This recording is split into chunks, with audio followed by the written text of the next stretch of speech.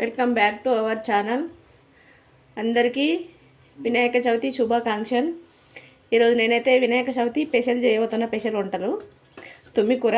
ఇక్కడ ఏమంటారో తెలియదు దీనికి, మేమైతే తుమ్మికూర అని చెప్తాం. దీనికి తుమ్మికూర, బల్సురాకు, పల్లెరగాయ, గుల్కాక అవన్నీ వేస్తారు. 5 రకాల ఆకులు వేసి చేస్తారు వంటలు. ఇక్కడైతే 5 రకాలు దొరికాయి కాబట్టి ఇదొకటే తెచ్చిన. నేను దొరకలేదు, బయట చూసిన కూరగాయల కాడ దొరకలేదు. తుమ్మికూర ఒకటి తీసుకొచ్చిన. తుమ్మికూర, పచ్చి చింతకాయలు, పచ్చిమిర్చి, పప్పు. ఈ కర్రీ ఎలా రెడీ చేసుకోవాలో చూద్దాం. ఫస్ట్ పప్పు అయితే కడగాలి. ఇలా తీసుకొని కడుక్కున్నా, కడిగి తీసేసుకోవాలి. కడిగి తీసుకున్న పప్పు పెట్టేస్తున్నా పొయ్యి మీద. ఇప్పుడు ఇలా పచ్చిమిర్చి అవన్నీ రెడీ చేసుకుందాం. ఇక పప్పు అయితే పెట్టేసిన, ఇంట్లోనే పచ్చిమిర్చి గిట్ట వేస్తున్నా. కడిగి పెట్టేసిన ఇవన్నీ నీట్గా. ఇవి కూడా వేసేసుకుందాం ఇంట్లోనే. ఇవి ఉడికినాక తుమ్మికూర వేసుకోవాలి. చింతకాయలు అయితే సపరేట్ ఉడకబెట్టాలి. పప్పు పచ్చిమిర్చి అయితే 50% ఉడికిపోయింది. ఇప్పుడు ఇంట్లోనే ఆకుకూర వేసేసుకుందాం. తుమ్మికూర ఆకు మంచిగా నీట్గా గడిగి పెట్టేసిన. ఇప్పుడు వేసేసుకుందాం ఇది ఇందులోనే.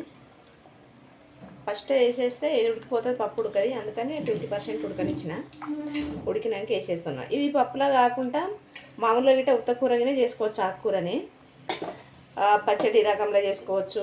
ఆకుకూర ఉత్త గట్టిగా ఫ్రై చేసుకోవచ్చు చింతకాయలు వేసి. నేనైతే ఎప్పుడు పప్పులో వేసి తీసుకున్నా. ఇవి పక్కన ఇంకొక పొయ్యి మీద ఉడికించుకుందాం. చింతకాయలు వేసుకోవద్దు డైరెక్ట్. ఇది రసం మెత్తగా ఉడకనిచ్చి రసం తీసుకోవాలి. ఒక బౌల్లో వేసి ఉడికిస్తున్నాయి. ఇవి మెత్తగా ఉడకాలి. అవి మెత్తగా ఉడికినాక అందులోకెళ్ళి గుజ్జు తీసుకోవాలి. చింతకాయలు అయితే మెత్తగా ఉడికిపోయినాయి. ఇవి మెత్తగా ఉడికినాయి. ఈ రసం తీసి ఇప్పుడు ఇందులో వేయాలి. ఫస్ట్ ఇందులో ఇప్పుడు పసుపు వేసేసుకున్నాం. సగం స్పూన్ పసుపు వేస్తున్నా. అలాగే ఒక స్పూన్ సాల్ట్ సరిపోకపోతే మళ్ళీ వేసుకోవచ్చు తర్వాత.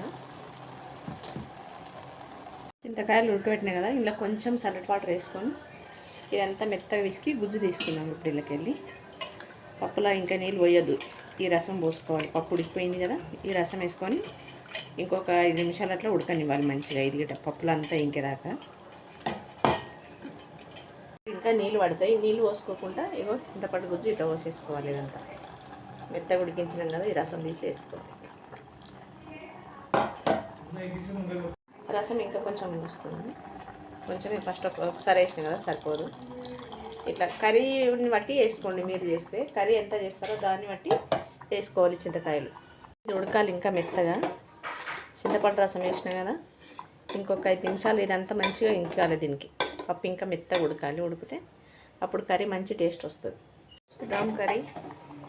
కూర అయితే తుమ్మికూర అయితే మెత్తగా ఉడికిపోయింది. ఇదిగో పప్పు ఆకు అంతా మెత్తగా ఉడికింది. దీన్ని పప్పు తీసుకొని ఇప్పుడు రుద్దుకుందాం. కొంచెం మెత్తగా రుద్ది తాలింపు వేసుకుంటే కర్రీ అయిపోతుంది. కొంచెం ఇట్లా మెత్తగా రుద్దుకోవాలి. వేస్తున్నాం. ఇప్పుడు ఆయిల్ వేసేస్తున్నాం. ఆయిల్ సరిపోయినంత వేసుకోవాలి. ఆయిల్ అయితే వేడైపోయింది. ఇందులోనే ఇప్పుడు జీలకర్ర ఆవాలు వేసుకున్నాం. 2 స్పూన్లు వేస్తున్నాం. 4-5 అయితే ఎల్లిపాయ రెబ్బలు ఇట్లా కచ్చిపచ్చ నలగొట్టి వేస్తున్నాం. 4 పచ్చిమిర్చి మధ్యలో దించి వేసుకున్నాం. ఇవి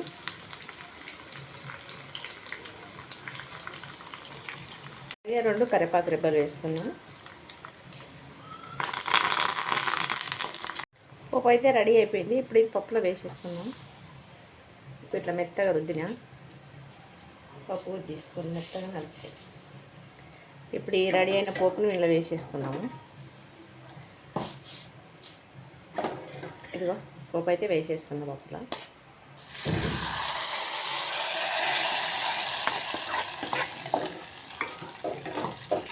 కర్రీ తుమ్మికూర రెడీ అయిపోయింది. తుమ్మికూర కర్రీ. ఇప్పుడు పాషం చేసుకోవాలి. ఇంకా సేమియాలు తాలికలు.